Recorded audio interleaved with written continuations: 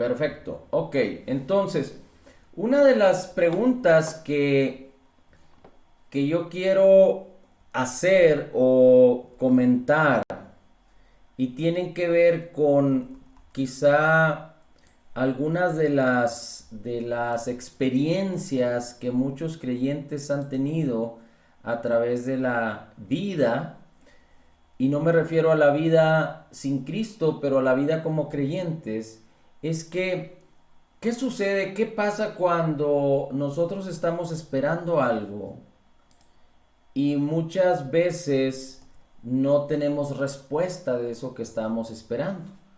Quizá tenemos preguntas o necesidades, pero ¿qué sucede con, con nosotros o qué pasa en el sentido de que muchos creyentes dicen creer en Jesús, creer en Dios, estar seguros en Dios y que Dios es poderoso y que Dios, eh, para Él no hay imposibles y que al que cree todo le es posible? Y esto es verdad, esto respecto al Señor, respecto a Dios, Padre, Hijo y Espíritu Santo, es indiscutiblemente verdadero. Dios sigue siendo Dios y el hombre sigue siendo hombre. Y de hecho, déjeme decirle,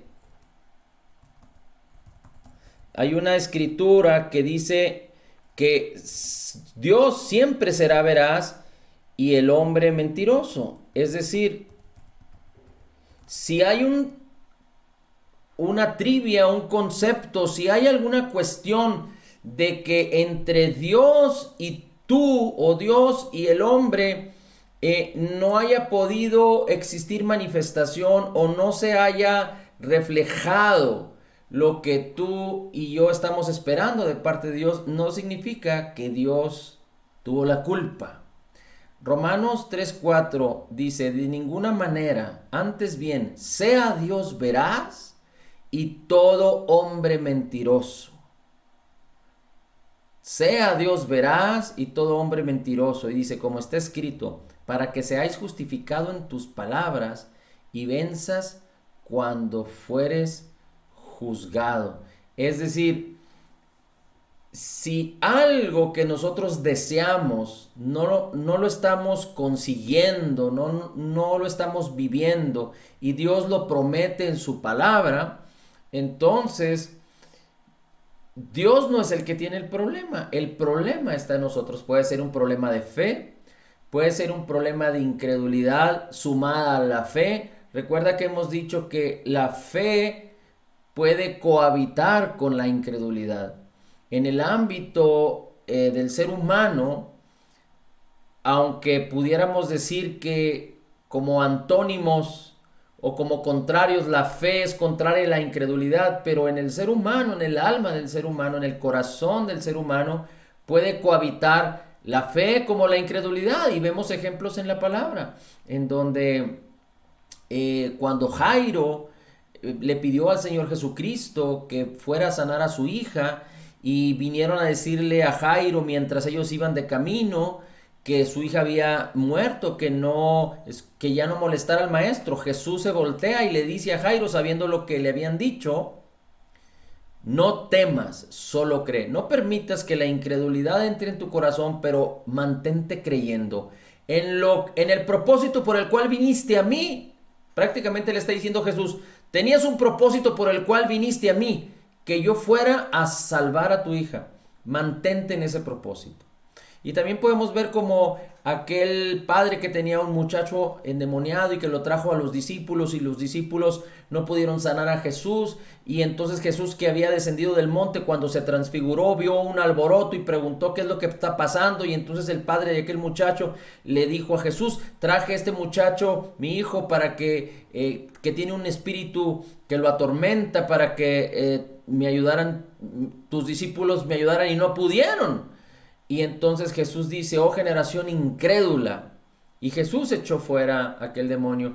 ¿Qué había pasado? Los discípulos ya habían echado fuera demonios cuando Jesús los envió y les dio autoridad y poder. Pero algo había pasado en la manifestación de este muchacho. Jesús no estaba con ellos y ellos como que intentaron resolver el asunto de acuerdo a lo que ellos habían aprendido bajo el poder que Jesús les había concedido, pero ellos empezaron a quedar atrapados por lo que estaban viendo. Y la incredulidad llegó a ellos y entró a ellos, y entonces ellos no pudieron ejercer la fe. ¿Por qué? Porque la incredulidad es una fuerza que puede coexistir juntamente en nuestro corazón con la fe, pero es una fuerza que está opuesta. De tal manera que si hay dos fuerzas pero que van en sentido contrario, pues no podemos movernos. Así es que la incredulidad puede cohabitar con la fe, pero entonces hace que la fe sea mermada. Es decir, que no produzca, que no caminemos en la fe. Así es que es como cuando alguien está enfermo y cree verdaderamente en la sanidad que es a través de la palabra, de lo que Jesucristo hizo en el Calvario, y después el doctor le dice que se va a morir o que tiene una grave enfermedad, y entonces entra en una contradicción la palabra del doctor, que naturalmente está viendo el cuerpo y está analizando lo que está pasando, y tal parece que todo lo que está el doctor diciendo es tan verdadero que hay una incredulidad que nace en el corazón si se abraza y se escucha esa palabra que el doctor dice, y entonces el primero y el último reporte que vienen a través de Jesús queda sin efecto en nuestras vidas por causa de la incredulidad. Y no me malinterprete, no estoy diciendo que aquel que se somete a algún tratamiento o a los médicos está rechazando a Jesús o que Dios le va a condenar. De ninguna manera, de ninguna manera. Hay diferentes niveles de fe. Es importante que entendamos esto. La pregunta sería, ¿algunas personas tienen más fe que otras? Las personas, Dios les da a unos más fe que otras. Déjeme decirle algo primero. La única manera de que usted y yo podamos apropiarnos de lo que ya nos fue concedido y nos fue dado, es importante que entienda esto. En las reuniones que tenemos continuamente estamos hablando de las bendiciones y de las promesas. En las reuniones que estamos teniendo continuamente estamos hablando de nuestra identidad en Cristo, de lo que somos. Y lo que somos es parte de las bendiciones. El Espíritu Santo que nos fue dado es parte de las bendiciones y de las promesas que Dios nos concedió. Ahora, es importante que entendamos que cuando hablamos de las bendiciones y de las promesas siempre, quizá podríamos equivocar en la manera de expresarnos, porque venimos de un contexto en donde fuimos enseñados de una manera diferente. Híjole, tengo tantas cosas que decir, pero bueno, ya hice un paréntesis respecto a la fe, hice un paréntesis respecto a cuando hablamos de las promesas, pero cuando hablamos de las promesas, hablamos de lo que ya nos fue concedido, pero de lo que ya nos fue dado. Todas las promesas habitan corporalmente o habitan en la plenitud de Cristo Jesús. Y el Espíritu de Cristo Jesús, Gálatas 4:6, está en nosotros. Dios nos dio a Jesús, su Hijo, nos dio su Espíritu y con él todas las cosas. El reino de justicia está en nosotros. Colosenses 1:13 dice que fuimos transformados, fuimos sacados del reino de las tinieblas o de las tinieblas y traídos al reino de Jesús, hacia el reino de justicia. El reino de Dios habita en nosotros. Ok, entonces, cuando hablamos de las promesas es algo que ya está en nosotros.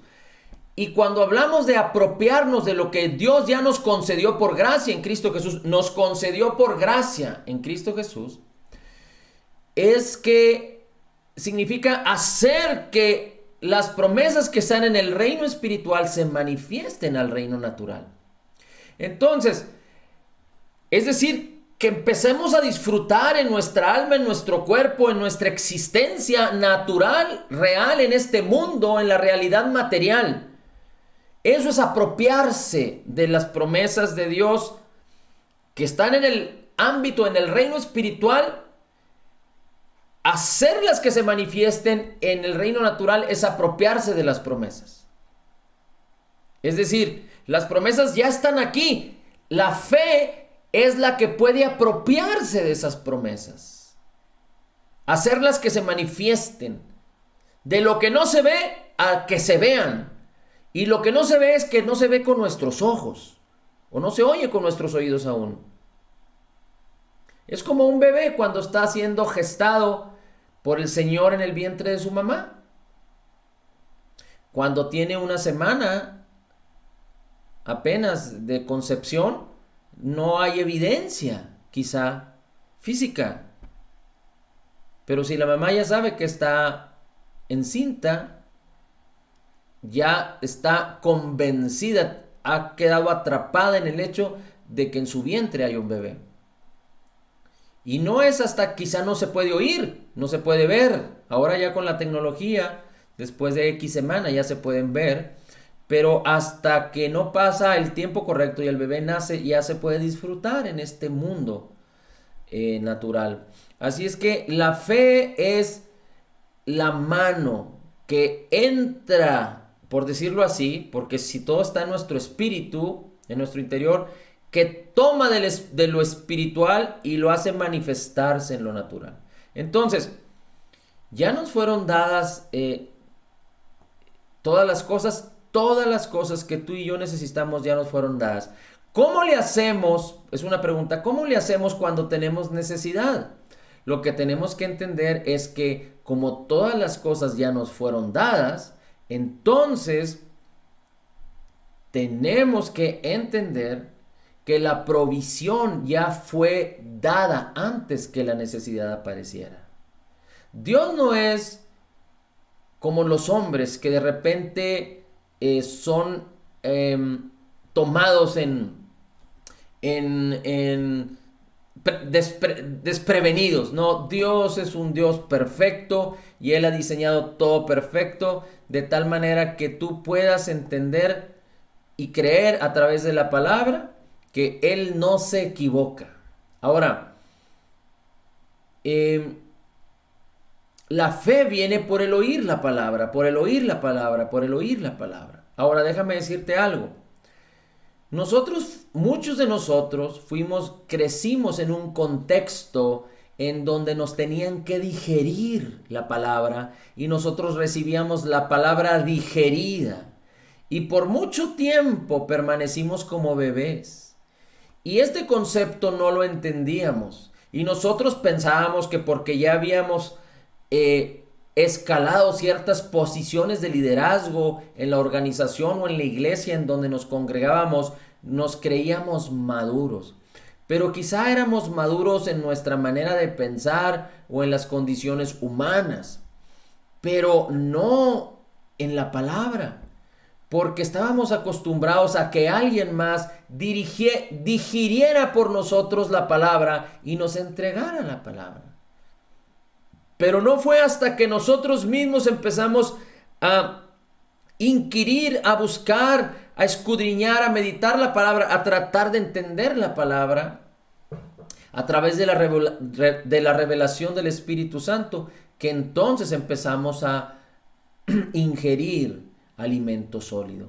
Así es que muchos nacimos bajo este concepto de que había personajes que tenían la revelación y nosotros nos sujetamos, nos hicimos dependientes de esa revelación.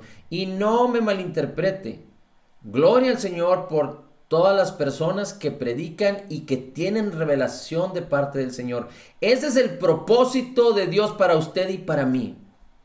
Que aprendamos a discernir, a aprender la palabra, a escudriñar la palabra, porque si tú y yo somos creyentes nacidos de nuevo, entonces nosotros tenemos la unción del Espíritu Santo, la cual nos enseña todas las cosas. Así es que ese es el propósito, que usted no dependa de lo que yo comparto.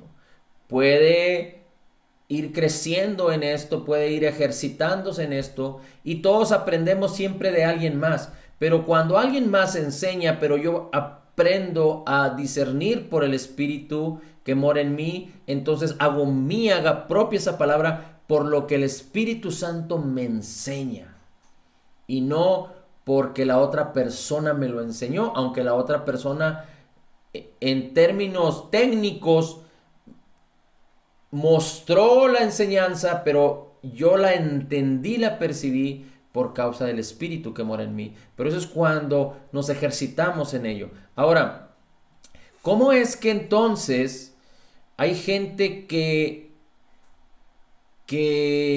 está esperando las cosas y no puede apropiarse de las cosas? Bueno, ya dijimos que una de las razones puede ser la incredulidad. Otra de las razones puede ser la falta de conocimiento. Otra de las razones en el contexto en el que algunos de nosotros crecimos es que crecimos creyendo incorrectamente. Y por lo tanto entendíamos mal, creíamos mal, y si entendemos y creemos mal, pues qué fe genuina va a haber en nosotros para poder apropiarse de las cosas. Así es que necesitamos aprender a creer correctamente. La palabra es inspirada por Dios. ¿Toda la palabra es inspirada por Dios? Sí, toda la palabra es inspirada por Dios. ¿Toda la palabra es verdadera? Bueno, tenemos que aprender a dividir lo que es del corazón de Dios, lo que salió de la boca de Dios y lo que relatan los escritores inspirados por Dios, porque tenía que describirse de esa manera, pero no necesariamente es para ti y para mí. Por ejemplo, una vez una persona que le gustaba tomar vino, me dijo, es que en la Biblia el Señor Jesús motivaba a que tomaran vino. De hecho, Él era un bebedor y un tomador. Y yo me quedé pensando, bueno, ¿dónde lo leíste en la Biblia? Porque si está en la Biblia, pues hay que revisarlo. Pero ¿dónde lo leíste en la Biblia? Entonces fuimos a la Biblia a leer el versículo del que estaba hablando. Y dice, Mateo 11:19, vino el Hijo del Hombre que come y bebe. Y dicen, mirad, un hombre glotón y bebedor de vino, amigo de recaudadores de impuestos y de pecadores. ¿Se fijan? Está descrito en Mateo 11:19. En Mateo 11:19, pero Jesús dice, vino el Hijo del Hombre, que está hablando de sí mismo, que come y bebe, y dicen las personas, los que lo rechazaban, los religiosos y fariseos, este es un hombre glotón y bebedor, amigo de recaudadores de impuestos y de pecadores. O sea, eso decían de él, pero no está hablando la Biblia que él era eso. Como cuando le preguntan, Jesús le pregunta a sus discípulos, ¿quién dice la gente que soy yo? Y muchos dicen que eres Elías, que eres un profeta. Pero no es Elías, no es un profeta. Y entonces les dijo, pero ¿quién dicen ustedes mismos, ustedes mis discípulos, que soy yo? Y Pedro dice, tú eres el Cristo, el Hijo del Dios viviente. Entonces Jesús le dice, no te lo reveló carne ni sangre, ni tu experiencia, ni lo que has visto, te lo reveló mi Padre que está en los cielos. Ahora, fíjese cómo dice la Biblia en Primera de Reyes, primer libro de Reyes, perdón. Le pongo en contexto. Había un grupo de profetas que habían sido contaminados por una mujer, prácticamente una mujer que era como una bruja, que vivía, era la esposa del rey en aquellos días, dice la escritura. Esa mujer se llamaba Jezabel y era la esposa del rey. Y entonces había un hombre que se llamaba Elías, y Jezabel tuvo como intención desaparecer a los profetas de Dios para levantar profetas de Baal hacia el diablo. Y entonces Elías se mantuvo firme en la fe y entonces hizo un reto contra los profetas de Baal y les dijo, vamos a ver, vamos a demostrar quién es Dios, si Baal es Dios o el Señor Jehová es Dios. Y entonces hicieron un reto y hicieron 2 holocaustos o prepararon 2 ofrendas. Y entonces Elías les dijo a los profetas de Baal, ok, entonces les toca a ustedes primero.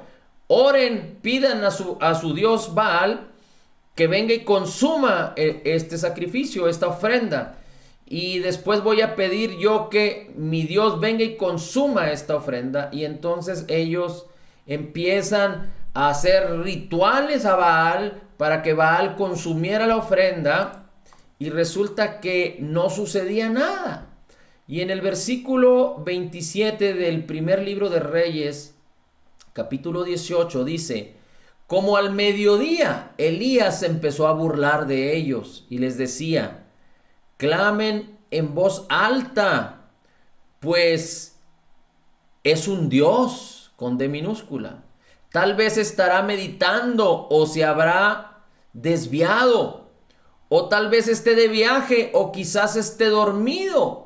Habrá que despertarlo. Y bueno, el suceso termina con que nada sucedió con el sacrificio y los profetas de Baal, pero cuando Elías oró al Señor, fuego descendió del cielo, consumió todo el holocausto y quedó demostrado que Dios, el Señor, era Dios y no Baal.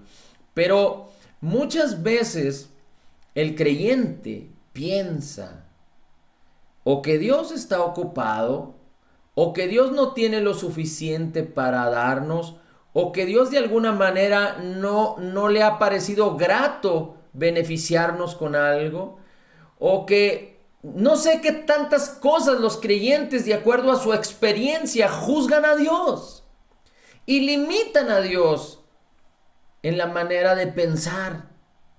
Limitan el poder de Dios en sus vidas en la manera de pensar. Primero, Dios no se cansa, no se agota, no se aflige. Es lo que primero tenemos que entender. Mire cómo dice el Salmo 121. El Salmo 121 dice: alzaré mis ojos a los montes. ¿De dónde vendrá mi socorro?, dice el salmista. Mi socorro viene del Señor que hizo los cielos y la tierra. Y empieza a poner en perspectiva al Dios el cual vendrá en socorro del salmista. El Dios que hizo los cielos y la tierra. Es cuando los creyentes dicen: sí creo, Dios es poderoso, pero de acuerdo a su experiencia y al no recibir la bendición que esperan, entonces empiezan a juzgar a Dios y limitan en su manera de pensar a Dios, por un lado. Pero por otro lado, hay quienes no juzgan a Dios, pero siguen creyendo que Dios es poderoso, pero se empiezan a juzgar a sí mismos y a desacreditarse a sí mismos. Fíjate cómo dice el Salmo 121. Él no permitirá que tu pie resbale, ni se adormecerá el que te guarda. Dios no se adormece. Ni se adormecerá ni dormirá el que te guarda. Dios no duerme. El dormir está en el ámbito natural. Aquí en la tierra, Dios no se duerme. Él es tu guardador, Él es tu sombra a tu mano derecha. El sol no te herirá de día ni la luna de noche. Dice: el Señor te protegerá de todo mal. Él guardará tu alma. El Señor guardará tu salida y tu entrada desde ahora y para siempre. Lo que un creyente, un nuevo creyente debe de saber es que las promesas que están descritas en los salmos, las cuales Jesús conquistó en la cruz del Calvario, ya nos fueron dadas. De tal manera que yo no puedo pensar en voltear mis ojos al cielo y en esperar que Dios tenga cuidado de mí y que Él guarde mi alma y que Él tenga favor de mí y que Él me bendiga, cuando Él me bendijo con toda bendición espiritual del cielo a mi cuerpo, a mi espíritu. A mi cuerpo lo digo porque Primera de Corintios 6:20 dice que 19 y 20 dice que nuestro cuerpo y nuestro espíritu son de Dios, fueron comprados por precio, y nuestro cuerpo es templo del Espíritu Santo. Entonces Dios ya mora y habita aquí. Entonces, ¿de dónde viene la bendición? Bueno, la bendición vino del cielo cuando nosotros creímos en Jesús. Son, déjeme lo pongo en esta perspectiva. Nadie puede recibir de parte de Dios, directamente de Dios. Podrían haber casos muy excepcionales, pero que vienen a través de sus siervos, pero directamente de Dios, nadie puede recibir la bendición si no ha nacido de nuevo, si no ha tenido la experiencia del nuevo nacimiento. Nadie. Ahora, hacer una oración, la oración del pecador, no te garantiza que tú eres un creyente, un cristiano nacido de nuevo. Es por convicción. Tu corazón puede estar lejos y tú puedes repetir la oración: Señor, perdóname por todos mis pecados, o Señor, creo en el perdón de tus pecados y te recibo, pero tu corazón puede estar lejos y nada sucede. Sucede cuando tú crees en que Jesús, siendo Dios, se hizo hombre, habitó entre nosotros, murió en la cruz por nuestros pecados, cuando recibimos la paga de nuestros pecados total, completa y perfecta. Y cuando creemos que Jesús murió y resucitó para darme vida y salvación, y si creo en Él y le recibo, me convierto en un hijo de Dios y soy salvo, entonces es cuando espiritualmente sucede algo glorioso, que tú no lo puedes ver, que tú no lo puedes sentir, pero tú puedes estar convencido en tu corazón que así sucedió. Cuando tú conoces la palabra y lo que la palabra habla respecto al nuevo nacimiento, tú vas a estar convencido, si eres un creyente nacido de nuevo, de lo que ha sucedido en ti. La pregunta es, yo le pregunto a todos ustedes, ¿tú eres un creyente nacido de nuevo? Pregúntate a ti mismo. No me contestes, contéstate a ti. ¿Tú eres un creyente nacido de nuevo? Si tú has creído en Jesús y que en Él tienes el perdón de todos tus pecados y reconoces su señorío y que en Él tienes vida eterna, lo que dice Juan 3:16, de tal manera amó Dios al mundo que envió a su Hijo unigénito para que todo aquel que en Él cree no se pierda, mas tenga vida eterna. Si tú crees en Jesús y que Él pagó en la cruz por tus pecados para justificarte y resucitó para que esa justificación fuera eficaz como garantía, entonces tú eres un creyente nacido de nuevo y entonces su espíritu vino a morar en ti, en tu espíritu. Ahora, hay una diferencia, pregunta, ¿hay una diferencia entre el creyente y el no creyente? Sí, hay una gran diferencia. Y la diferencia está en nuestro interior, en primer lugar. Todo hombre, tú y yo, dice Romanos 3:23, por cuanto todos pecaron, están destituidos de la gloria de Dios. La pregunta es, cuando la Biblia habla de cuanto todos pecaron, ¿se refiere a que hemos hecho malas acciones? Sí y no. Sí hemos hecho malas acciones antes de conocer a Dios. Sí. Pero la Biblia se refiere a que todo hombre nacido de mujer, hombre y mujer nacido del vientre de una madre, de una mujer, ha nacido con una naturaleza pecaminosa, separado de Dios. Cuando el hombre fue creado a imagen de Dios y estaba en unidad, en un espíritu con Dios, y Dios lo formó y sopló el espíritu dentro de él, y Adán fue un ser viviente, un alma viviente. Entonces el espíritu de Dios y el espíritu de Adán moraban en el interior de Adán y de su mujer. Tenían un alma que caminaba en fe y tenían su cuerpo. Y ellos estaban desnudos y no se avergonzaban porque ellos caminaban en la fe. Pero cuando ellos comieron del fruto prohibido, del cual Dios les dijo que no deberían de comer, y Dios les dijo, el día que de ese árbol comas, ciertamente morirás. Ellos no murieron en su cuerpo como nosotros lo conocemos, la muerte aquí en lo natural, pero Dios se separó de ellos y su espíritu quedó separado de Dios. Y entonces quedaron sujetos a las mentiras y a los engaños del diablo, Y aunque Dios siguió teniendo comunicación con el hombre a través de lo que la Escritura describe, Dios estaba de vez en vez con los hombres, Dios ungía a los hombres, Dios bendecía a ciertas personas, pero el Espíritu de Dios iba y venía. Estuvo con Adán, estuvo con Abel, estuvo con Set, estuvo con Noé. Y Dios tenía comunicación, pero todos los hombres que empezaron a nacer de mujer nacieron separados de Dios, con una naturaleza pecaminosa, con un viejo hombre que nació corrompido. De tal manera que cuando nosotros nacimos en lo natural, todo bebé, y yo pienso que en el origen no era el propósito de Dios que así sucediera, pero todo bebé que nace siendo egoísta, porque piensa que él es el único que existe en el mundo, de tal manera que un bebé llora y tiene toda la atención. Pero más allá de todo esto,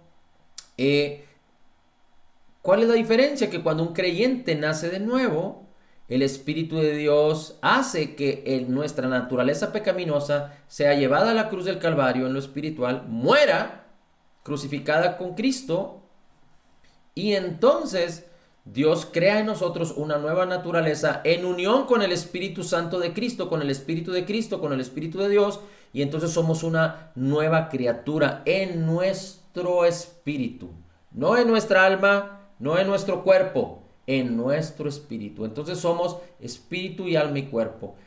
El hombre natural, las personas que no tienen a Cristo, no tienen el Espíritu de Dios, ni el Espíritu creado en la justicia y santidad de la verdad en su interior. Tienen una naturaleza pecaminosa. La naturaleza pecaminosa los lleva a producir o a generar obras pecaminosas. Nuestra naturaleza de justicia y de paz nos lleva a generar obras, frutos de justicia, fruto del Espíritu Santo, frutos de justicia. Ahora, lo que significa es que un hombre que no tiene a Cristo, dice la Biblia en Romanos 8 o 9, que no es de él. El hombre que no tiene el Espíritu de Cristo no es de él. Ok, ahora, ¿qué pasa? Porque ya soy una nueva criatura, ya entendí que mi espíritu es nuevo, creado en la justicia y santidad de la verdad, pero sigo pecando. ¿Qué pasa? ¿Por qué sigo pecando? Hay que acordarnos que nosotros aprendimos de nuestros padres, de nuestros amigos, de nuestros maestros, de nuestros compañeros. En la juventud aprendimos a ser rebeldes porque esa era la moda, aprendimos mentiras y todo fue relacionado a todo lo que este mundo nos enseñaba. De hecho, ahorita en las escuelas se habla de tantas filosofías contrarias a la palabra que engañan a los jóvenes. Y entonces nuestra mente aprendió tantas cosas. Es como las tablas de multiplicar. No sé si a usted le gusten las matemáticas. Hay mucha gente que aquí no le gustan las matemáticas, pero sin embargo se saben las tablas. Al menos las primeras dos. Las tablas de multiplicar se las sabe. Hay gente que se las sabe hasta la del 15 o no sé cuál. Y hay gente que se las sabe en inglés y en español y en otras lenguas quizá. Pero, ¿por qué no sabemos las tablas? Pues porque nos las enseñaron quizá, no sé si en primero de primaria o en tercero de kinder. Ahora creo que ya se las enseñan más temprano, pero tantas veces nos las enseñaron, no las aprendimos a la primera vez que las vimos, pero las estuvimos repitiendo y siempre usamos las tablas de multiplicar consciente o inconscientemente cuando estuvimos estudiando, hasta los que estudiaron preparatoria o carrera o algún diplomado, lo que sea, y en la vida siempre hemos utilizado las tablas. Por eso las tablas no se nos olvida, por eso multiplicar no se nos olvida, al menos las primeras 2 o 3 o 4 tablas, o hasta la del 5, que son las más fáciles, ¿no? O las 10 tablas, pero la del 11 creo yo que es la más fácil para mí, pero bueno.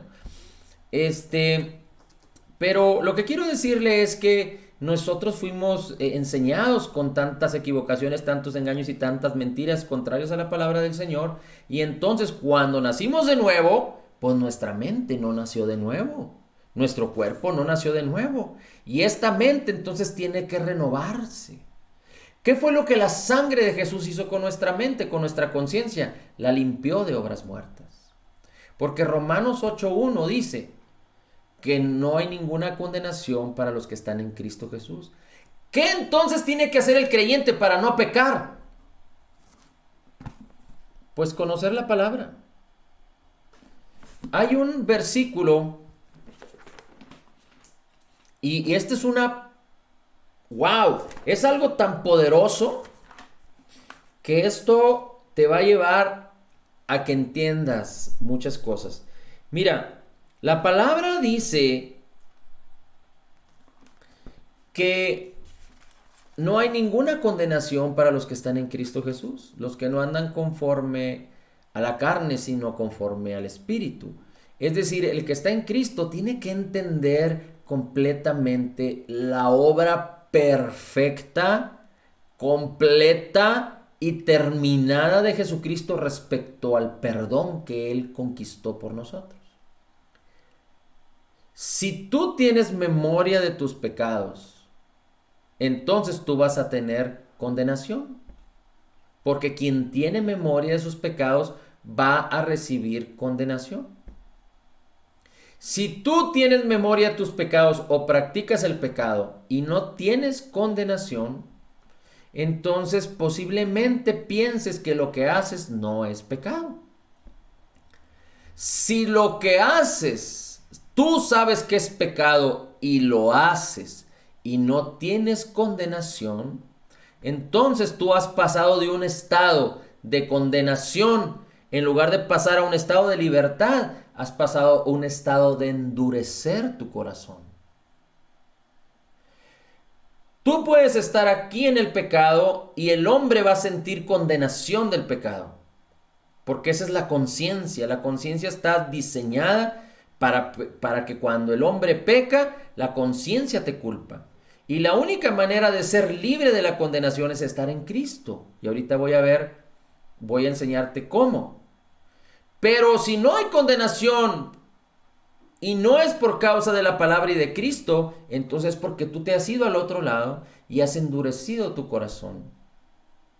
Y entonces con alevosía y ventaja estás practicando aquella o esta cosa.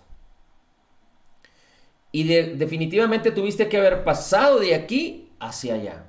Ahora, dice la Escritura, en este mundo los hombres, habiendo conocido a Dios por la misma creación y las cosas hechas, habiéndolo conocido, no quisieron darle gracias ni adorarle como a Dios, sino que se envanecieron en sus necios razonamientos. Entonces hay gente que no cree y rechaza a Cristo. Y por lo tanto puede o no puede tener condenación. Hay gente que con avidez comete los perjuicios y daña y malicia y no siente condenación. Pero todos los hombres fueron diseñados para tener condenación. En su naturaleza, todo hombre tiene una conciencia para que su conciencia le condene. El problema es cuando tus sentidos son engañados. Cuando tú crees incorrectamente, y no estoy hablando del creyente, estoy hablando del hombre natural. Cuando las personas creen incorrectamente, quizá pues ahí haya una dificultad más grande. Pero fíjate cómo dice Romanos 2, porque no me quiero referir tanto al hombre natural, al que no tiene a Cristo, sino al creyente, al que tiene a Cristo. Y dice la Escritura en el capítulo 2 de Romanos,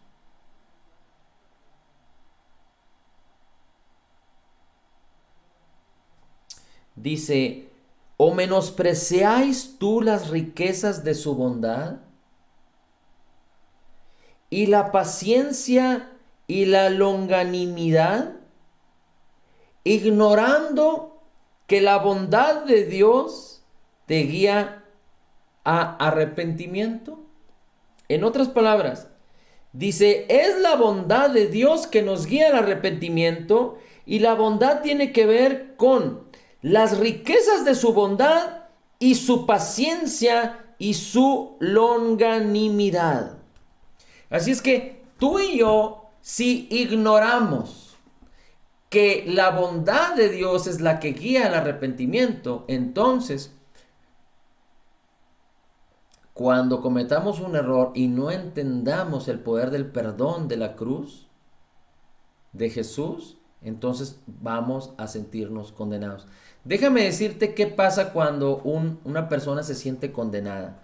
Ya dijimos que hay varias razones. Puede ser porque no ha entendido correctamente la obra perfecta, terminada y completa del perdón, del pago del perdón de nuestros pecados en la cruz, a través de Jesús.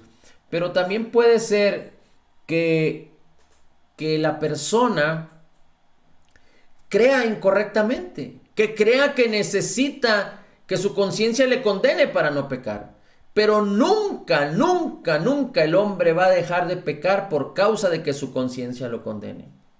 La ley fue dada para eso, para que el hombre entendiera que era un pecador y que no podía dejar de pecar, porque no podía hacer las obras de Dios.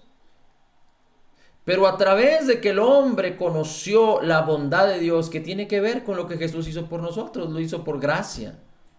Entonces, va a haber arrepentimiento en nuestras vidas. Y el arrepentimiento tiene que ver con cambiar nuestra manera de pensar. El arrepentimiento tiene que ver, la palabra en el griego significa cambiar de manera de pensar. Y esto es que entonces nuestra alma tiene que cambiar en la manera en la que fue programada por muchos años, a la manera en la que Dios diseñó en su palabra que deberíamos de pensar. Así es que cuando tú y yo somos aquellos que recibimos la palabra digerida por otros, porque nosotros no queremos digerirla, porque nosotros no queremos entrar en esa gloriosa aventura de meditar la palabra, de escudriñar la palabra y de entender la palabra. Entonces estamos siendo dependientes de que otros nos digieran la palabra, y entonces puede ser que no tengamos una revelación plena y completa de las cosas. Y entonces pudiéramos caer en el hecho de que nuestra manera de pensar no cambia. Dios nos ha regalado ciertas virtudes. La primera es que nos dio su Espíritu Santo, y su Espíritu Santo nunca se va a ir de nosotros como en el Antiguo Pacto. En el Antiguo Pacto venía sobre David, se iba, vino sobre Salomón, se iba, vino sobre Saúl antes y se fue, pero con nosotros vino para quedarse. No vino a visitarnos, vino para morar en nosotros. Yo rogaré al Padre para que envíe otro Consolador, para que esté con ustedes para siempre, dijo el Señor Jesucristo en Juan 14. Ahora, la pregunta es, ¿cómo es que puedo recibir todas estas maravillosas cosas de las que estamos hablando si yo soy un hombre pecador, que no merezco nada, que no tengo nada de dignidad? No estamos hablando de los soberbios que piensan que lo merecen todo. Los soberbios que piensan que lo merecen todo, entonces ellos quieren vivir por sus propias justicias. Pero estoy hablando de las personas que dicen, es que yo, ¿cómo? ¿Yo por qué? ¿Cómo? Bueno, lo importante de esto es que necesitamos entender que si tú viniste a Cristo por causa de que entendías que eras pecador y que necesitabas a un Salvador, y recibiste a Cristo y el perdón de tus pecados, entonces tú naciste de nuevo. Hay una creación perfecta en tu interior. ¿Tu alma es digna? No. ¿Tu cuerpo es digno? No. ¿Tú mereces que Cristo hiciera esto? No, no lo mereces. ¿Tú mereces todo lo que Cristo conquistó por ti? No, ni tú ni yo lo merecemos. Pero no aceptar lo que Jesús hizo por nosotros es rechazar a Jesús. No aceptar lo que alguien me regala sin merecerlo es pensar en nosotros mismos. Alguien que es soberbio piensa solo en sí mismo. Alguien que vive bajo un espíritu ¿cómo se llama? Bajo autoestima, es pensar en ti mismo.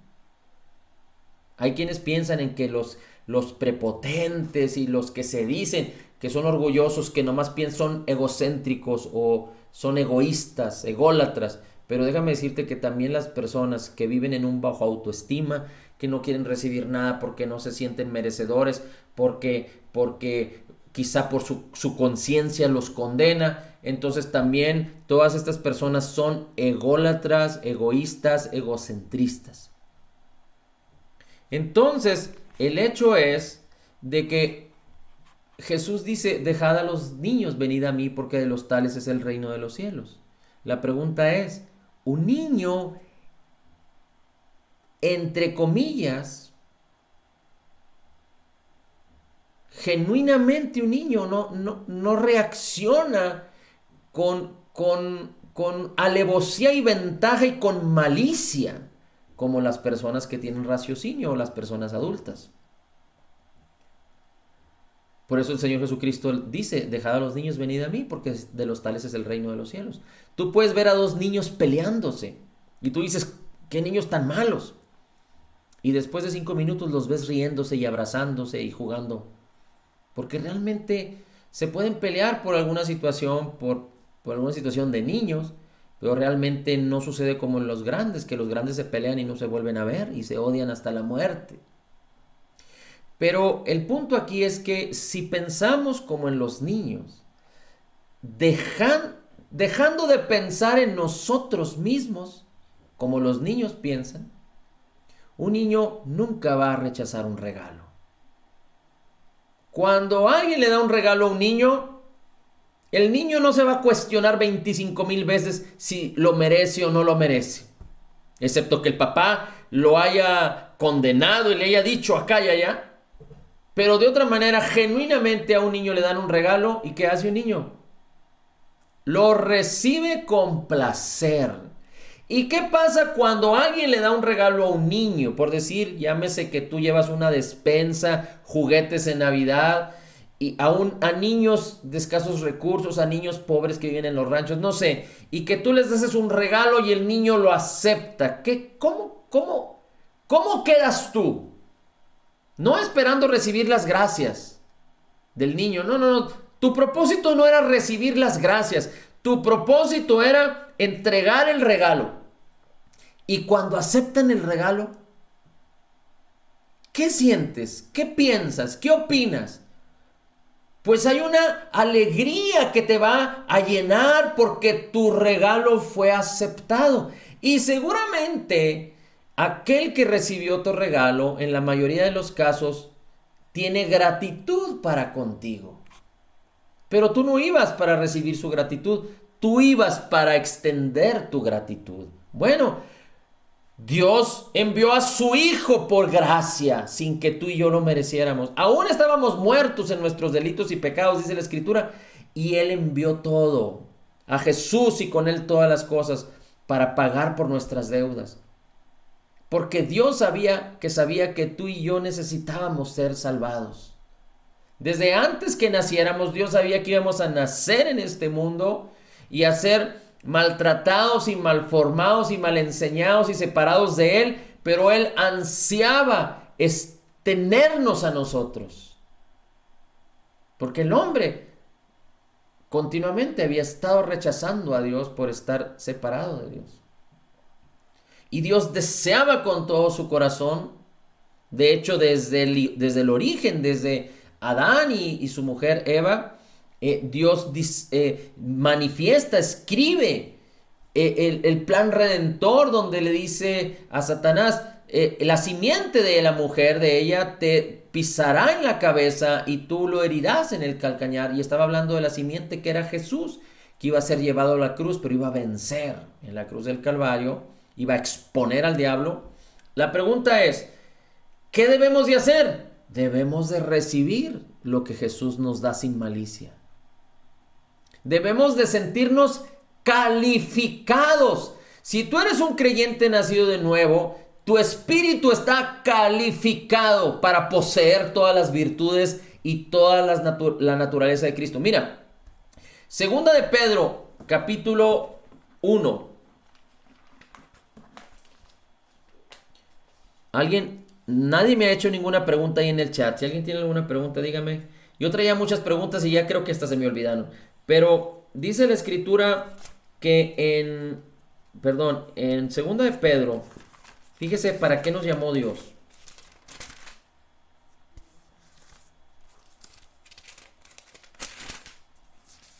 Segunda de Pedro, capítulo 3, segunda de Pedro, capítulo 1, versículo 3. Todas las cosas que pertenecen a la vida y a la piedad nos han sido dadas por su divino poder, por el conocimiento de aquel que nos llamó por su gloria y virtud. Dice el 4, por las cuales Dios nos dio grandísimas y preciosas promesas, para que por ellas fuésemos participantes de la naturaleza divina, habiendo escapado de la corrupción. Es decir, Dios nos diseñó a su imagen y semejanza, y fue por causa del pecado original que nosotros nacimos separados de Dios. Pero Dios nos está rescatando. Entonces, esta es la manera en la que usted debe de pensar, que ahora Dios nos está rescatando. Y para que si nosotros lo recibimos, lo aceptamos, Él nos rescata y nos restaura a la propiedad original que fue diseñada para nosotros. Porque Dios nos llamó a que participáramos de su naturaleza. Así es que lo primero que tiene que entender es que somos pecadores. El hombre natural es pecador y necesita a Jesucristo como Salvador. No hay otra manera de ser salvos. Y ¿hay una eternidad para todos? Sí, hay una eternidad. Para aquellos que estarán con Cristo para siempre y para aquellos que estarán en el fin de los tiempos en el lago de fuego. Y esto no está reservado solo para el diablo y sus ángeles, o para la serpiente antigua, para el falso profeta, o para el anticristo. No, no, no. La Biblia dice que también está preparado para todos los que rechacen a Jesús. El diablo, ¿el diablo está en el infierno? No, no está en el infierno. Hay demonios esclavizados en cárceles del infierno. Pero, o en cárceles en lugares así. Más bien la pregunta es, lo que pasa es que en el griego hay diferentes nombres, pero yo me refería prácticamente al lago de fuego. El lago de fuego solo está preparado para todos aquellos que rechacen a Jesús, el diablo, el anticristo, el falso profeta, la serpiente antigua. Todos irán al lago de fuego y no podrán salir de ahí. Ahí será el crujir de dientes, ahí será el lloro y crujir de dientes. Es un lugar eterno, van a vivir eternamente separados de Dios y en ese lugar con eternos tormento. Y los creyentes van a vivir con Cristo, eternamente con Cristo. Va a haber un cielo nuevo y una tierra nueva. Ahora, la otra pregunta era, una vez que somos creyentes, nacidos de nuevo, ¿las cosas que Dios preparó son para mí? Si tú lo piensas carnalmente, no vas a entenderlo. Pero tú tienes que verlo por la fe. La fe es actuar espiritualmente. Y la fe viene por la palabra, por la palabra, por la palabra. Así es que tú tienes que meditar la palabra.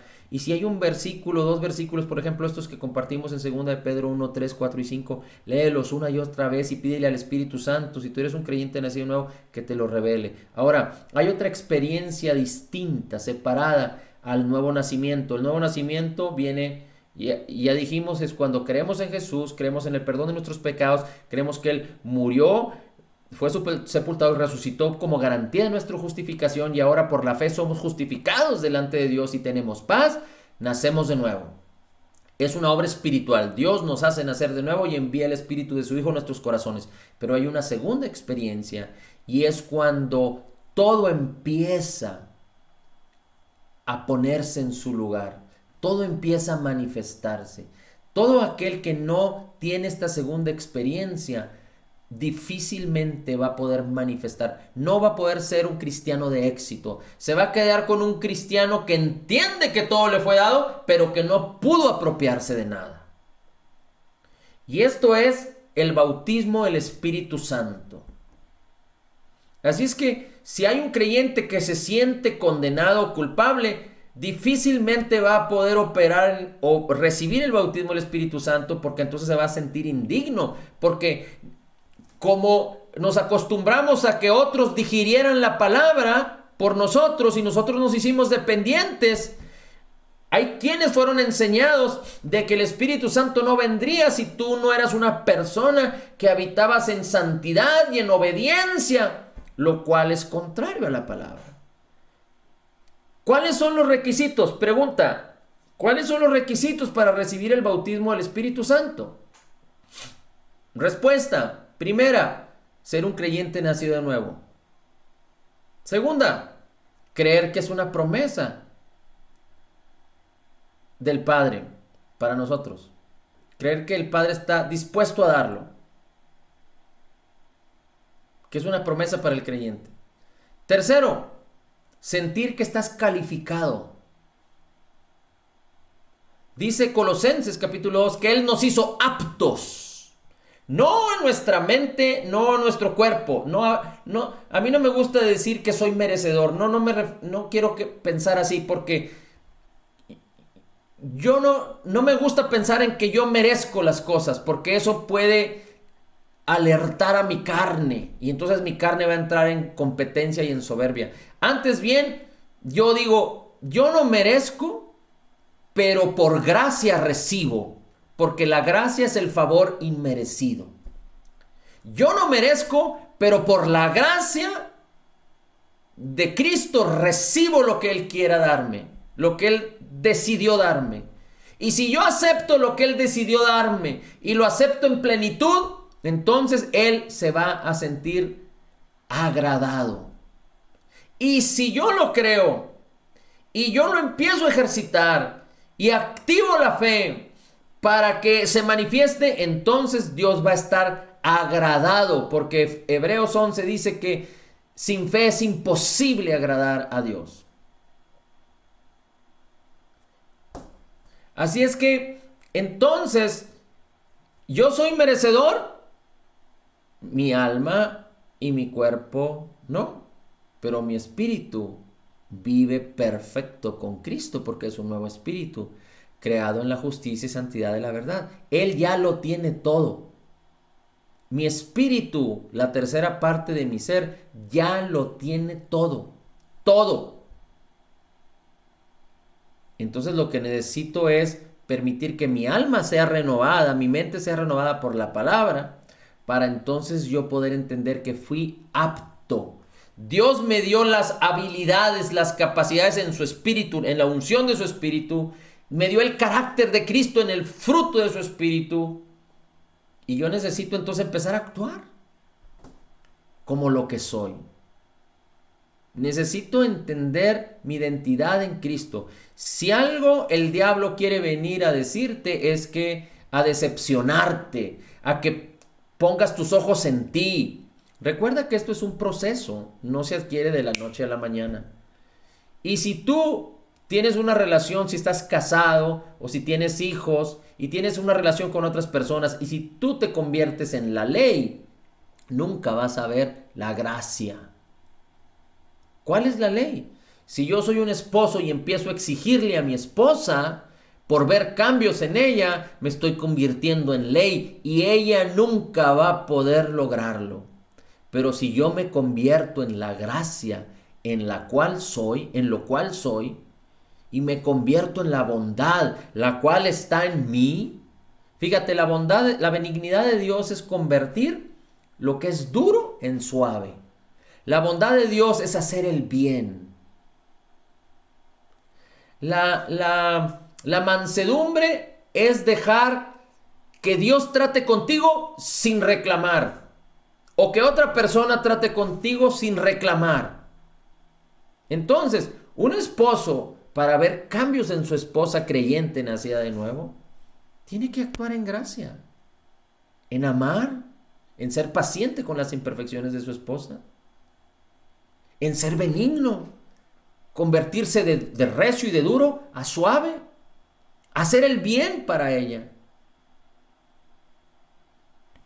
Y entonces ella no va a tener obstáculos porque por Cristo, a través de Cristo tiene gracia. Y por lado de su esposo tiene gracia. Así es que abundando en gracia, pues ¿qué va a resultar? Pues el fruto va a ser gracia. Y viceversa, Porque si la esposa se convierte en ley para el esposo va a tener obstáculos. El esposo va a tener contratiempos. El esposo no va a poder salir adelante si la esposa se convierte en una ley. Y no estoy hablando de deslindarnos de nuestras responsabilidades. No estoy hablando de eso. Pero estoy hablando, usted me entiende. Si tenemos hijos, necesitamos convertirnos en padres diligentes, sabios, pero padres de gracia.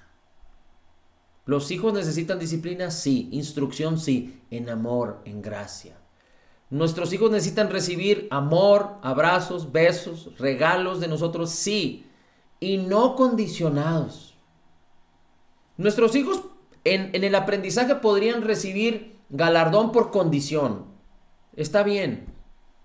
Pero la mayoría de lo que tú hagas para con ellos es como el alimento que tú les das. Tú les das de comer 3 veces o 4 o 5 veces.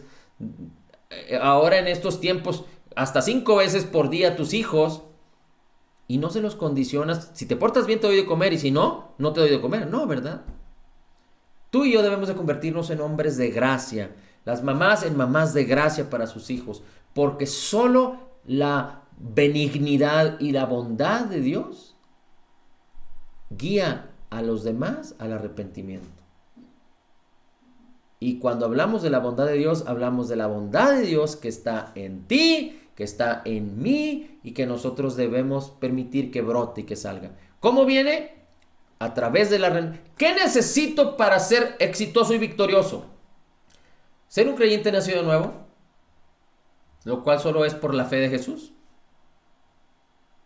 Recibir el bautismo del Espíritu Santo para que Él sea el que me guíe. Yo, cuando recibo el bautismo, yo coopero con Él. Él y yo hacemos las cosas juntos. El Espíritu Santo es como mi ayudador, como el que está conmigo, como mi socio, como quien me protege, quien me cuida, quien intercede por mí. Él es Dios. Él es Dios. Dios no está en los cielos esperando que yo clame a Él para Él abrir las nubes y descender la lluvia. No. Dios mora ahora en mí. El representante del Padre, del Hijo y del Espíritu Santo mora en mí. El Padre, el Hijo y el Espíritu Santo son uno.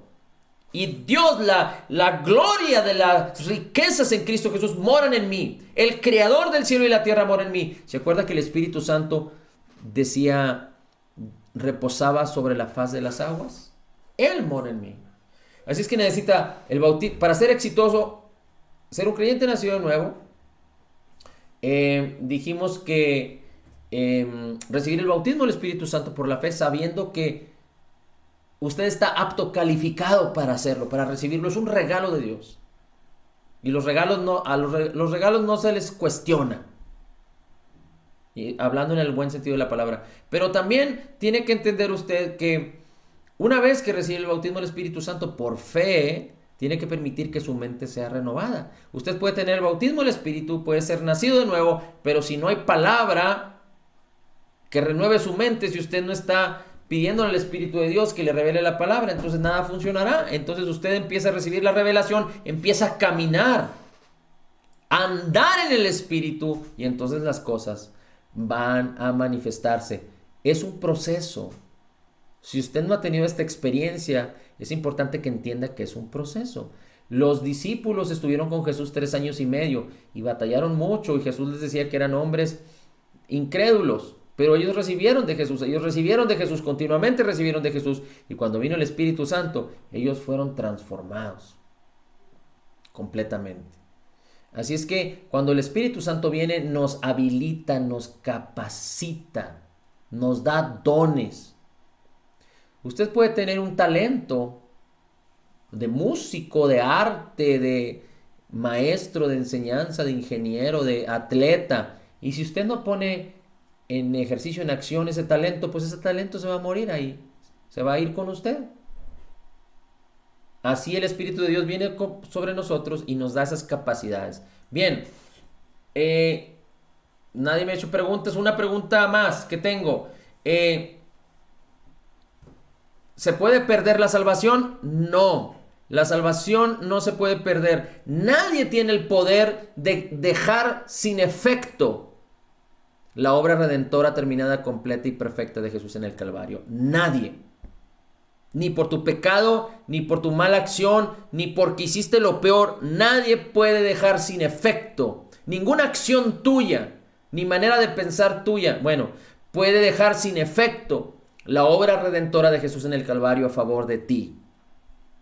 Ahora, no quiero entrar en controversia, pero creo que la única manera de que una persona pudiera, siendo salva, dejar de ser salvo, es que rechace categóricamente, que rechace a Jesús. Y nadie puede rechazarlo de esta manera, de una manera efectiva, si no ha llegado al conocimiento pleno de Jesús y bajo ese conocimiento, esa madurez, rechazarlo. La Biblia dice que aquellos que fueron iluminados, que experimentaron y que caminaron todo el proceso y después decidieron rechazarlo, entonces ellos no tienen una segunda oportunidad. Pero usted y yo no estamos en esa posición. El creyente nació nuevo que sigue amando a Dios, pero que cree que puede perder la salvación, no, es imposible. El único pecado que no te permite ser salvo es que tú rechaces a Cristo en el principio. El hombre natural, si rechaza a Cristo,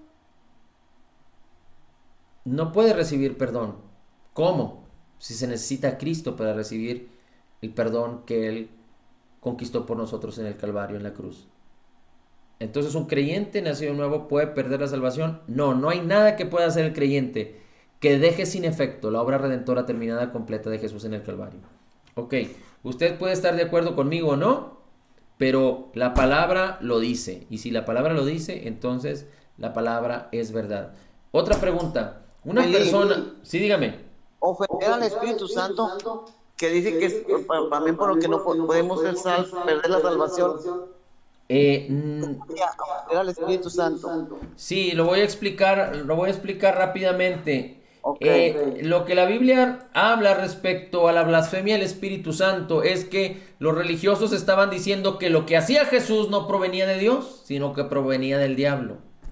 Y el hecho de que lo que hacía Jesús tenía que relacionarse con Dios y con el Espíritu de Dios es porque Él había descendido y se había manifestado, pero las gentes lo veían naturalmente y físicamente y no podían ver espiritualmente lo que Jesús era. Así es que si nosotros leemos el contexto de la palabra, no está hablando a decir una palabra ofensiva en contra del Espíritu, sino está relacionado en rechazar al Espíritu.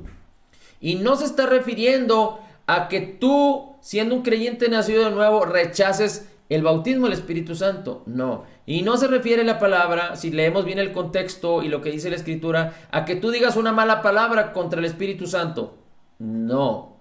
Tú te puedes enojar con tu esposa y le podrías decir una mala palabra. O las esposas con los esposos y le podrían decir una ofensa, una mala palabra. Y seguramente pudiera haber creyentes que también se enojen con Dios porque no reciben lo que esperan. Y podrían renegar de Dios. Pero lo único a lo que se refiere la Escritura con la blasfemia del Espíritu Santo es rechazar a Jesús. Jesús estaba en cuerpo y le estaban atribuyendo que lo que él hacía, él decía que lo que él hacía lo hacía por el Espíritu que estaba en él. Recuerden que en Lucas 4:18 dijo, el Espíritu está sobre mí y he venido a traer libertad a los cautivos, vista a los ciegos, etcétera, etcétera, etcétera. Entonces Jesús hacía las cosas por el Espíritu y ellos le decían que las hacía por Satanás. Entonces Jesús ya tenía, de hecho, el rechazo de los fariseos en su presencia, en su cuerpo carnal. Jesús ya era rechazado. Pero si ellos rechazaban lo que estaba viniendo de Dios, que realmente era confirmar que Jesús era Dios, porque el Espíritu de Dios moraba en él, entonces ellos lo que estaban haciendo es rechazar al Espíritu Santo, rechazar a Jesús, rechazar que el Espíritu Santo estaba con Jesús. Entonces, técnicamente en la Escritura nos dice, no hay nada, no es una mala palabra que le digas a Jesús, no es una mala palabra que le digas al Espíritu Santo, es rechazar al Espíritu Santo, es rechazar a Jesús. Amén. Así es que prácticamente es rechazar a Jesús, porque es Jesús la manifestación de lo que los hombres pueden ver, oír y percibir.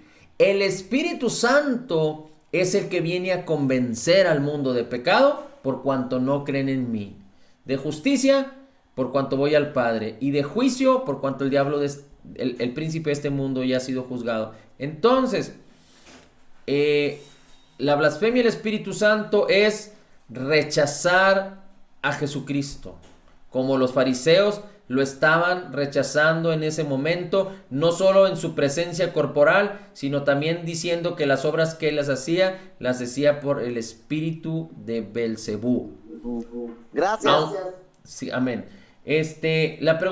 Otra pregunta tengo. Alguien que es cristiano y se suicida, ¿se va al infierno o se va al cielo?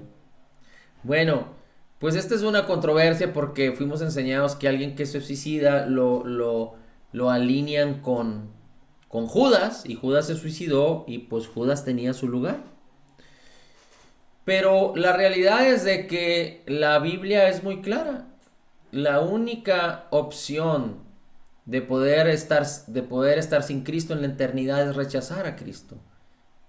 Y podemos ver casos difíciles en la Escritura de personas, inclusive en la experiencia humana de estos tiempos, en donde personas que teniendo a Cristo pudieron haber tenido algún problema mental, pudieron haber tenido un problema emocional muy fuerte y pudieron haber decidido quitarse la vida. Así es que quitarse la vida, hay quienes dicen, es que a lo mejor antes de morir, cuando se estaba ahorcando, cuando estaba tirando por el puente. Una vez escuché a una persona que me dijo, es que esa persona se suicidó y yo le dije a su familia en el velorio que a lo mejor antes de caer al piso cuando se iba a matar, se arrepintió de sus pecados. No hay tal cosa, no existe tal cosa. No hay nadie que en un milisegundo se pueda arrepentir y vivir una vida de aceptar a Jesucristo. Si alguien sin Cristo muere, realmente muere. No debe existir esa falsedad en las personas de creer que a lo mejor en el último segundo de vida tenemos esa oportunidad, porque entonces vamos a ser dependientes a los que están vivos de que tomen esa posible salida. Estoy hablando de los no creyentes, pero los creyentes, la única manera de que tú puedas estar sin Cristo en la eternidad es que tú rechaces a Jesús. Y si hubo un genuino nacimiento en la persona que se quitó la vida y esa persona nunca rechazó a Cristo, entonces esa persona cometió un error garrafal. Delante de los hombres dejó una mala experiencia, un mal testimonio completamente, pero delante de Dios nunca rechazó a Jesús. Tuvo una situación que no podemos entender, pero esa persona, de acuerdo a la Biblia, si no rechazó a Cristo, esa persona va a estar con Cristo eternamente. Claro que quitarse la vida no es algo que provenga de Dios. Quitarse la vida es algo que proviene de tormento del enemigo. Así es que no debemos aceptar esas cosas. Un creyente nacido de nuevo puede ser endemoniado. ¿Puede ser poseído por un demonio? No, porque una vez que el Espíritu viene a morar en nosotros, hay una naturaleza nueva en nosotros y no hay manera de que nuestro templo, que es el templo del Espíritu Santo, pueda ser cohabitado por una naturaleza pecaminosa y mucho menos por un demonio. Excepto que el creyente, como dijimos antes, quisiera rechazar a Jesús y completamente en la madurez rechazar a Cristo, entonces podría haber una oportunidad. ¿Los no creyentes pueden estar poseídos? Sí. Ahora, déjame decirte que un creyente puede estar no poseído en su interior, pero puede estar atormentado en su exterior por el demonio, por el diablo, por sus mentiras y sus engaños. Por eso el creyente, ahora conociendo su identidad, debe asociarse con personas que participan de la misma fe y debe de procurar que el fruto que hay en su vida lo lleve a resultados positivos. Debe de añadir fe a la palabra, debe de tener resultados de santidad. ¿Qué pasa con un creyente que está pecando y no puede salir? El pecar necesita un esfuerzo para el creyente, porque el creyente ya no tiene manera de que, ya no hay una fuente de pecado que lo incite a pecar. Lo que sucede entonces es que si el creyente está en un mal hábito o en un pecado, ese creyente tuvo que esforzarse para pecar. Así que como se pudo esforzar para pecar, puede también desesforzarse para no pecar.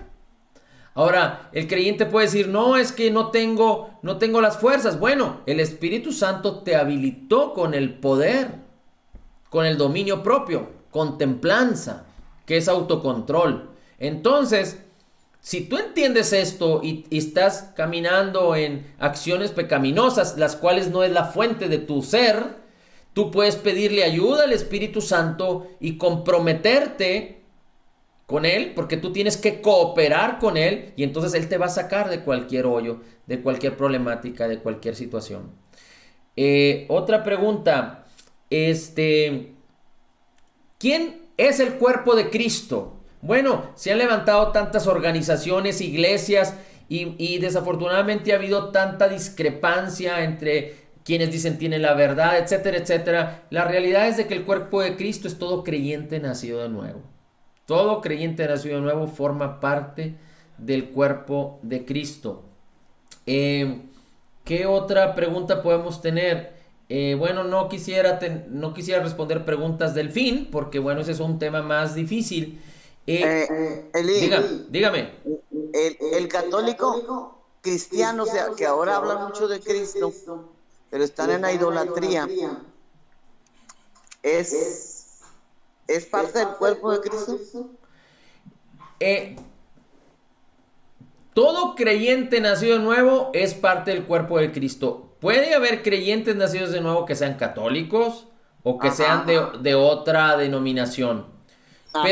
Pero quizá no tengan la instrucción, la enseñanza, pero de alguna manera, por alguna convicción en la palabra, ellos nacieron de nuevo porque recibieron a Jesús, aunque caminen en su idolatría. Entonces, el cuerpo de Cristo es algo, podríamos decir, espiritual, aunque Dios nos llama a asociarnos con personas de la misma fe. Entonces, un católico que haya nacido de nuevo, si él es diligente, por lo cual fue llevado a nacer de nuevo, el día de mañana él va a poder entender que debe asociarse con personas que participen de su misma fe y va a tener que dejar la idolatría, como lo hizo Martín Lutero y como lo hicieron todos aquellos católicos de antes. Pero sí, si es un creyente nacido de nuevo, forma parte del cuerpo de Cristo. No estoy hablando de las asociaciones o organizaciones, estoy hablando de lo que la Biblia dice al respecto. Ahora, Dios en su juicio está mandando enfermedades, pandemias y todo este tipo de cosas. No es el momento de que Dios castigue el rechazo del hombre. No es el momento. La iglesia está presente. La dispensación de la gracia está presente. Dios no envió a Jesucristo para que el mundo sea condenado, sino para salvar al mundo. Cuando se termine el tiempo en la que todos los hombres pudieron decidir entre aceptar y rechazar a Cristo, entonces vendrá el fin. Pero hoy por hoy, mientras Jesús no regrese, todo lo que sucede es por causa del caos, de la perdición, de lo que lo que el hombre ha causado. ¿El hombre va a poder acabarse con la tierra y con lo que Dios creó? No. El hombre no puede acabarse con lo que Dios creó. Todas las cosas van a suceder en su tiempo como Dios las diseñó, pero ni los aerosoles, ni la basura, ni el calentamiento global van a acabar con el hombre. El mismo hombre se está acabando a sí mismo. Todas estas son toda una serie de falacias, de filosofías para adquirir poder, dominio, dinero, porque esa es la manera en la que este mundo actúa. No significa que nosotros vamos a actuar inapropiadamente o negligentemente tirando basura, etcétera, etcétera. No, al contrario, nosotros tenemos que cuidar sabiendo que toda la creación es creación de Dios, porque el aire que tú respiras ahorita es el mismo aire que fue creado desde el principio. No sé si tú sabías eso. El agua que tú tomas ahorita es el agua que fue creada desde el principio. No sé si tú sabías eso. Bueno, te escuché a ti. Así es que la Biblia no declara que se ha creado nueva agua y que... No, no, no, no, no. Habrá agua purificada y agua alcalina, pero a fin de cuentas, más allá de lo que le pongan al agua, sigue siendo el agua que Dios creó.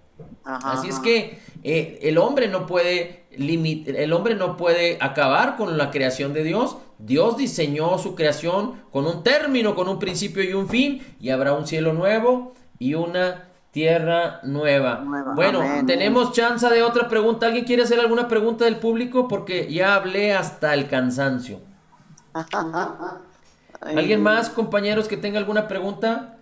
Sí sería bueno que si no la tienen ahorita, pues que la piensen y luego la hagan para ir contestando muchas preguntas, porque hay quienes después tienen algunas dudas en sus vidas, en su andar, y entonces es importante que podamos a través de la palabra poder entender qué es lo que la palabra nos enseña. Ahora, es muy importante que entendamos que todo esto es un proceso y Dios nos llamó a madurar en el proceso.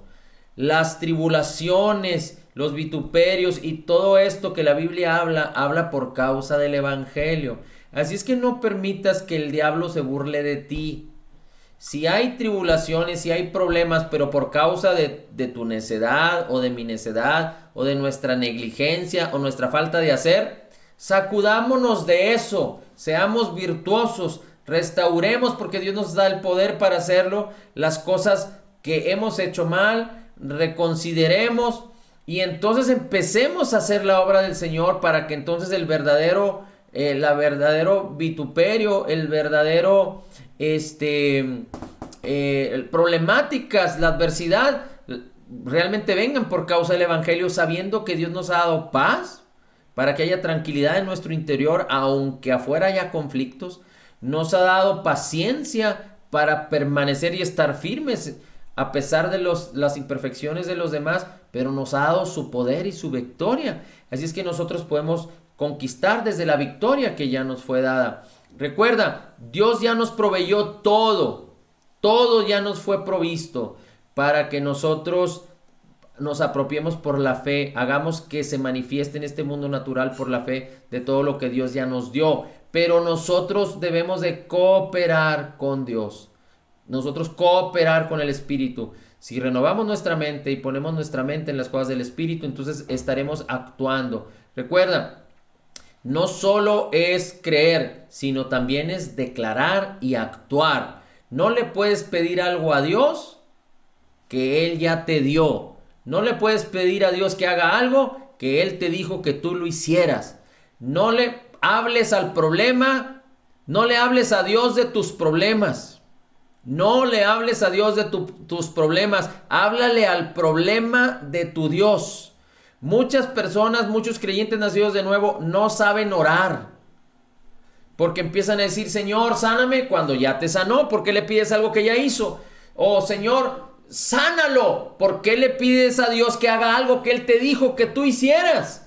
Pon las manos sobre Él y sanará, dice la Escritura. Entonces ni pidas sáname, porque Él ya te sanó en Cristo Jesús hace 2000 años y su palabra permanece. Así como el sol sale en las mañanas y la luna de noche, porque su palabra hizo que el sol estuviera en este ciclo virtuoso. Así como el agua tiene su ciclo virtuoso, así como todo lo creado da fruto y se multiplica, porque la palabra de Cristo sostiene todas las cosas en su ciclo virtuoso. Así entonces tú permaneces en la palabra que Jesús dijo, porque fue una palabra manifestada en carne, en hecho, en obra terminada, completa y perfecta, con éxito. Y Él llevó nuestras enfermedades, sufrió nuestros dolores. Así es que tú vive en ese ciclo virtuoso de la salud que tienes en Cristo. Entonces es un ejemplo, después lo estaremos viendo, pero no le pidas a Dios que te dé dinero, que te haga próspero, cuando Él te dijo, oye, ya te hice próspero. Ah, sí, Señor, ¿y cómo es eso? Ah, bueno, yo te dije que si tú siembras, cosechas, y si tú crees que yo te daré todo lo suficiente para que estés satisfecho, pero si tú crees que además de estar satisfecho te daré otro tanto para que hagas buenas obras, entonces vas a ver la prosperidad en tu vida. Pero si tú no siembras, pues, mijito, yo te di las maneras, pero tú no quieres entender. Y así, cada una de las promesas que Dios nos ha dado. Así es que, sí, diga. O sea que cuando oro, tengo que orar dando por hecho que ya Dios me lo dio, dándole gracias más bien. Bueno, cuando usted ora tiene que darle gracias a Dios por lo que ya hizo, pero vamos a suponer que usted,